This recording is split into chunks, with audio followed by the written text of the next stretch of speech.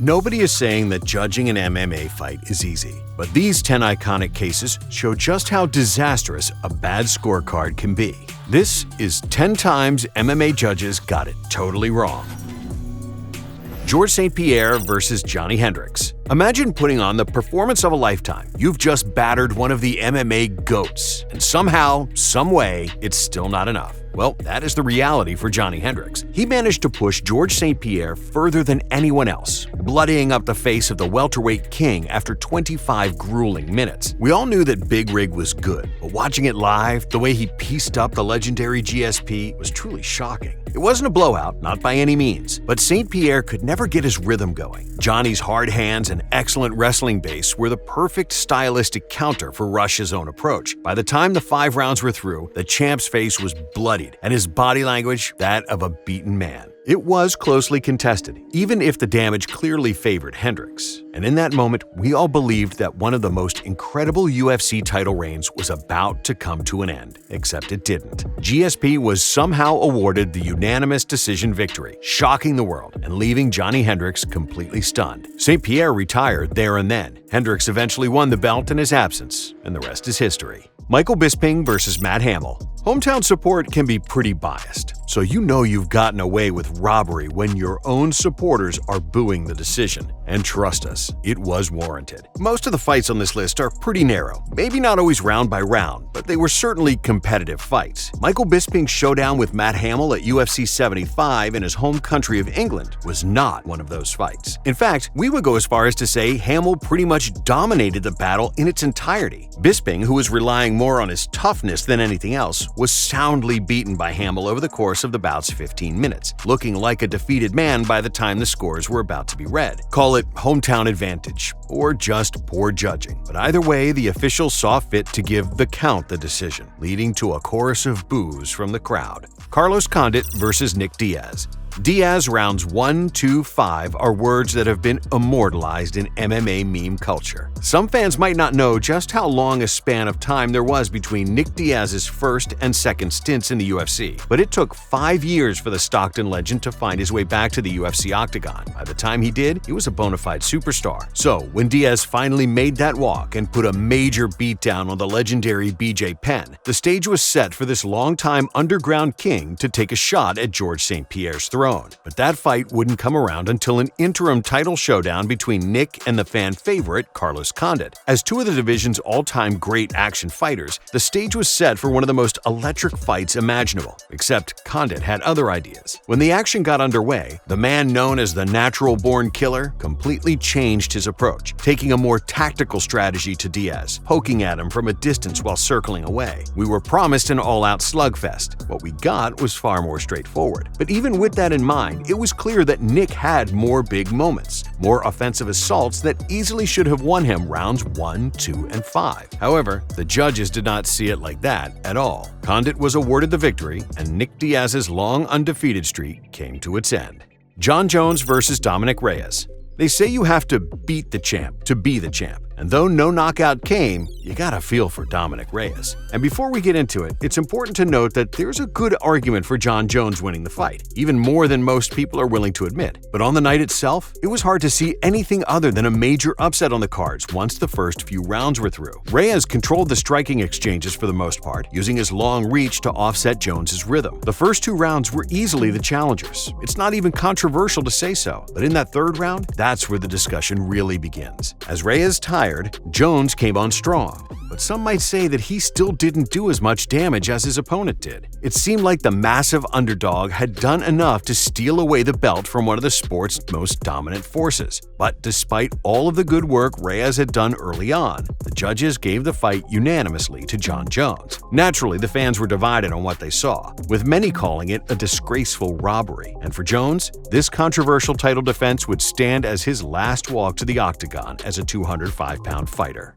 Kevin Randleman versus Bas Rutten. Championships are not won lying on your back. or at least that's what most fans believed. We've seen great submission artists overturn a bad position by syncing up a triangle or an armbar, but even though there's definitely a case to be made for Bas Rutten's inclusion among that number, as a submission specialist in his own right, in his battle with Kevin Randleman, it just never happened. Coming into the UFC after a glittering run in Pancrase, Rutten was expected to translate his skills perfectly to the sport's highest levels. There's no doubting Rutten's greatness, but boy, did he have a hard time showing it against Randleman. The powerful wrestler was able to control and largely dominate Bas for the majority of the fight's runtime. Indeed, Rutten scored a few decent shots from his back, but seriously, this was far from enough to make this fight anything other than a comfortable win for the defending champion. But when the scorecards were read, the UFC had itself a new heavyweight champion. Bas Rutten took home the victory in a matchup that was so controversial that the rules of MMA were altered to attempt to clean up some of the gray areas that led to this happening. Shogun Rua versus Lyoto Machida. The Machida era was in full swing, and the stage was set for a long and successful title reign, or at least that was the plan. Enter Shogun Rua. As one of the most revered veterans in the sport, Shogun's transition from Pride champion to the UFC wasn't without its rough patches. But even after an early loss to Forrest Griffin derailed his momentum, Rua stormed his way back into contention to eventually take on the reigning 205-pound champ Lyoto Machida. Though Machida was favored to win, it was Shogun who pressed the action. He kicked at his opponent's leg, controlled the center of the cage, and had the champ bloodied by the time the 25 minutes were through. But against all odds, the judges saw it in favor of the Dragon, leading to an outraged reaction by all those who were present. Dana White once famously said, "Don't leave it to the judges." And when the time for the rematch came around, you'd best believe that Shogun took that advice at its most literal meaning. A first-round knockout would see order restored at light heavyweight, and with that, the short-lived Machida era came to a crashing halt. Leonard Garcia versus Chan Sung Jung. With a fight this insane, it's nearly impossible to keep score, but these judges still managed to get it wrong. Because even if you did have trouble picking an outright winner, round by round, it was a lot clearer to figure out where the points were going. But it is important to note that Leonard Garcia versus Chan Sung Jung was one of the craziest fights in MMA history. A tour de force in all-out violence, something you really need to see to believe. Even still, it was clear that Korean Zombie had done enough to sway two of the rounds in his favor. Both men were hurt at different stages, but the fight did have its clear winner before all was said and done. Unfortunately, the judges managed to serve up some highly questionable scorecards, leaving the arena bemused when they awarded Garcia the split decision, both judges giving him rounds 2 and 3, which, if you actually watch the second round, it's a really, really tough sell. Demetrious Johnson versus Ian McCall. Bad judging is one thing, but the scorecards for this next one were nothing short of a total disaster. On the list of moments that could well have changed MMA history forever, this flyweight tournament semifinal showcase has to get its mention. Demetrious Johnson is, of course, the consensus greatest 125-pound fighter of all time. But before he even had a chance to fight for divisional gold, he came up against one of the toughest fights of his career. Ian McCall has been a real fan favorite for quite some time, instantly recognizable due to his trademark mustache and easygoing attitude. When he came up against the future longtime king of the flyweights, the resulting bout was one to remember, although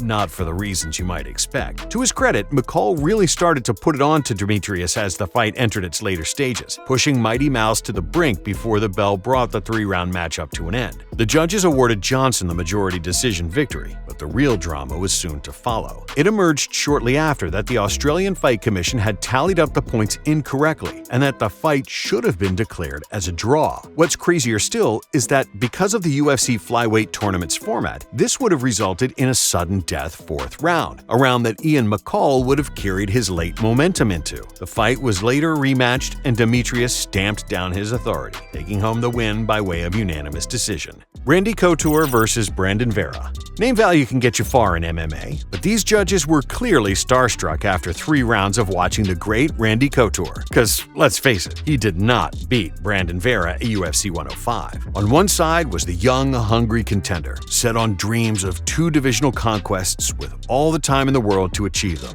On the other was a man who had already done it, the 5-time UFC champ Randy Couture. And the fight we got was pretty definitively a strong performance from Vera. Couture really did look his age as the bout went into its second round. With the opening stanza in the books, Vera managed to take it to another level entirely entirely when he knocked down the former champ in the second. Randy managed to rally in the third with a better showing, but all in all, this fight should have gone to Brandon Vera as 29-28. But it didn't, and the natural managed to score a hugely controversial late career victory. Nam Phan versus Leonard Garcia. 2 appearances on one list? Some might say Leonard Garcia is a master at scoring robberies. Of course, that's not a fair thing to say. Garcia's style is so crazy that it almost looks like he's doing more damage than he is, landing more shots instead of missing wildly. His reputation as an action fighter through and through definitely preceded him during his best years. But in a matchup with Nam Phan, it was expected that Garcia would be at the mercy of a major gulf in technical skill. As soon as round 1 began, Phan went in there looking to make a statement, showing composure in the face of Garcia's chaotic offense. He got off to an early lead by winning many of the opening striking exchanges, then doubled down by scoring a number of pivotal takedowns. By the time the 3 rounds were through, there was little doubt as to who was the better fighter of the two. But sure enough, being the serial fight stealer he is, Garcia somehow took home the decision victory. And everyone from Nam Phan and his supporters to UFC President Dana White was completely enraged by this incompetent judging. Dana was actually so angry that he immediately set up the rematch, which, as you might expect, Nam Phan won.